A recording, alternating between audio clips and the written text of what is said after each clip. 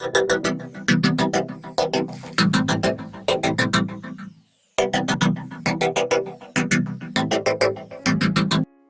kedua ni banyak fokus kepada peta dan kompas. Kompas dan peta. Kompas dulu. Kompas dan peta. Pinafsi tetap tak ada.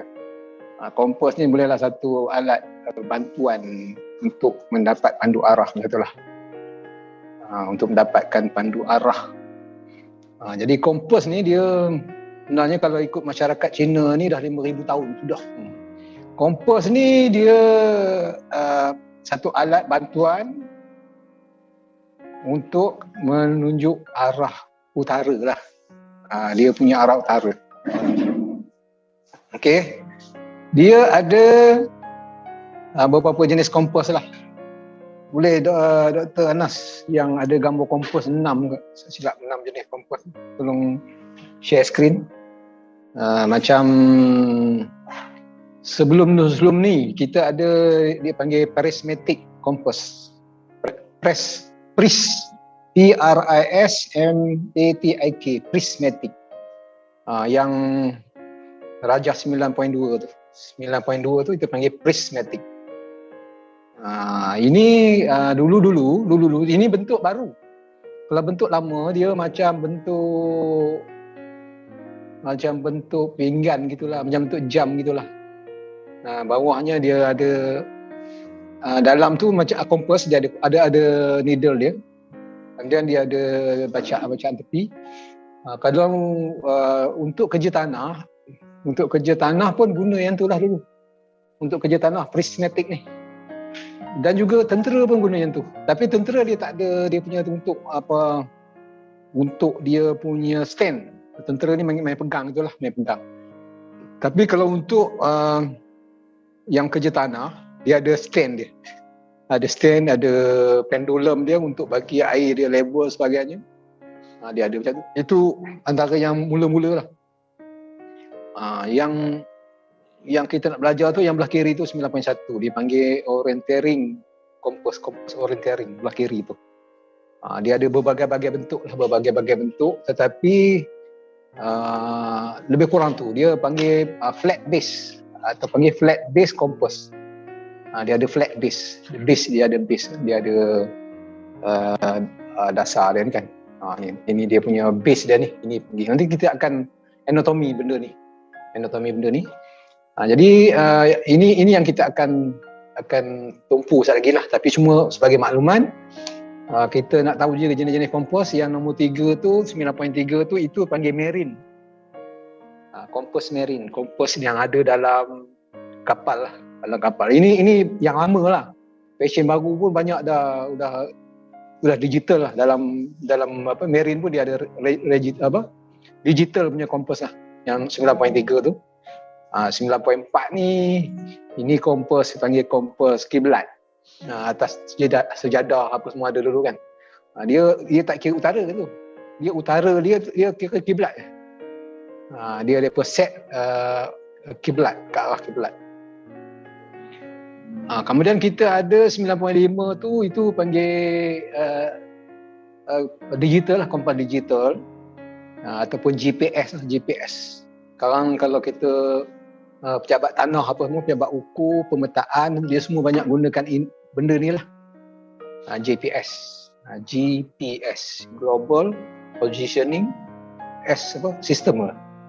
Sebab dia sebenarnya kompas digital ni dia berpandukan kepada satellite. Benda kepada satelit. Satelit. Dan dia bukan guna satu satelit, dia banyak satelit. Dia guna 2-3 satelit. 2-3 satelit dia akan koordinat kan. 3-3 tu jadikan position tu. Dia almost tepat lah, almost tepat. Kalau kita ikut yang kerja tanah ni, yang buat kerja tanah ni, dia akan memang tak larilah 1 inci pun punya tepat kan. Tak lari 1 inci pun dia boleh dapatkan batu tu. Dia kata tempat tu korek dalam ada. Korek memang ada. Banyakkan adalah. Saya pernah ikut depa tu, banyakkan ada. Okey, dan yang 9.6 tu itu banyak dulu pakai construction. Construction dipanggil kompas theodolite. THEODOLITE, theodolite. Yang ni kompas bersama dengan GPS. Harga ni mahal dulu ni. Dulu ni 20,000, 30,000 ni benda ni. Theodolite. Harga ni mahal. Dia pun ada sekali dengan level. Dia bukan sekadar untuk dapat arah position, tapi dia level tinggi, rendah apa semua dia ada kira dalam tu lah. Okey, itu umumnya itulah. Kemudian ada lagi lah kompos yang hubur kat jam, hubur dekat handphone kan. Handphone tu pun dah panggil digital lah. Kemudian ada lagi kompas yang murah-murah tu lah, yang RM2 tu pun ada. Okey, itu kompas, beberapa jenis kompas. Okey. Kemudian kita tengok ada satu yang gambar tu, doktor, gambar kompas orienteering tu, flat base. Ini kompas orienteering. Kompas orienteering dia panggil anatomi dia lah. Anatomi dia. Yang ni pun masuk PESA lah. Selalu lah ni tak lari lah benda-benda apa ni. Kalau yang ngajar ITM ke ngajar mana pun benda ni tak lari. Anatomi kompas, jenis kompas. Kalau nombor 1 tu nombor 1 tu dipanggil ruler ataupun pengukur lah, pembaris.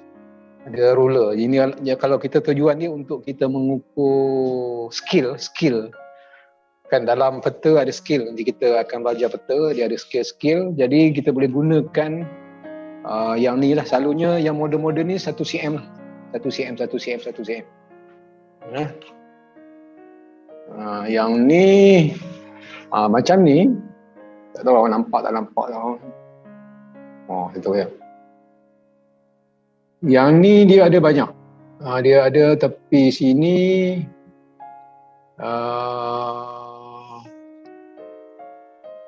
inci. Tepi ni ada inci. Tepi sini ada, tak nampak ya. Yang ada cm. Kemudian depan ni pula ada, dia tulis apa tu? Dia dah siap skill. Depan ni dia dah siap skill. 1 cm 500 meter, 400 meter, macam tu. Kemudian yang kedua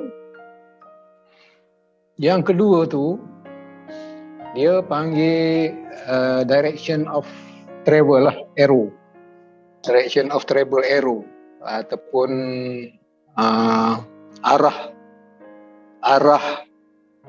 perjalanan. Senang, arah perjalanan bahasa Melayu. Tapi dalam reklasi ni banyak lagi bahasa-bahasa putih ada buat ni. Tak tahulah bila dah tukar kan. Arah. Kalau penakap rasanya dah banyak dah dalam bahasa Malaysia. Kita pula tak kerti. Okey, itu nombor 3 kan. Arah perjalanan. Dia kalau ikut putihnya direction of travel arrow. Yang ketiga yang ni lah. Ni plate ni, plate semua ni dia panggil base plate. Ni base plate. Ni base, dia punya base. Inilah membezakan kompas orienteering dan kompas lain lah. Dia ada base plate. Yang keempat tu dia panggil meridian line. Itu line kalau kita mencari arah dia panggil apa? Parallel panggil apa? Selari. Cari line selari, kita gunakan yang tu lah. Meridian line.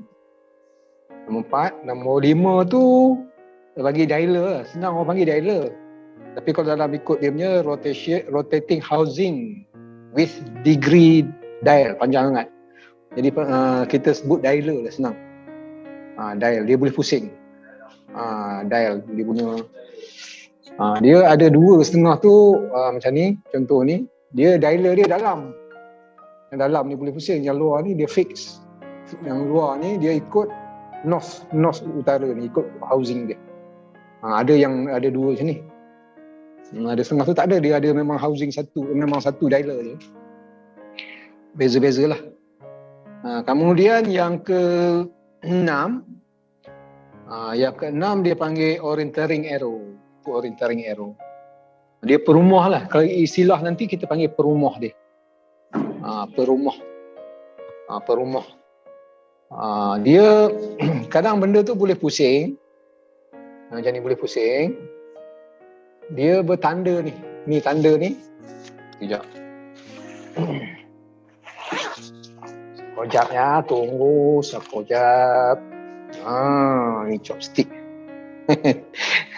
Dapat hadiah chopstick. Macam mana orang bagi chopstick ni? Okey ya. Mana tadi? Ni. Kalau setengah kompas, dia nose dia ni. Nose, nampak nose. Nose-nya ni, titik hijau ni. Ni titik hijau nose. Itu dipanggil perumah.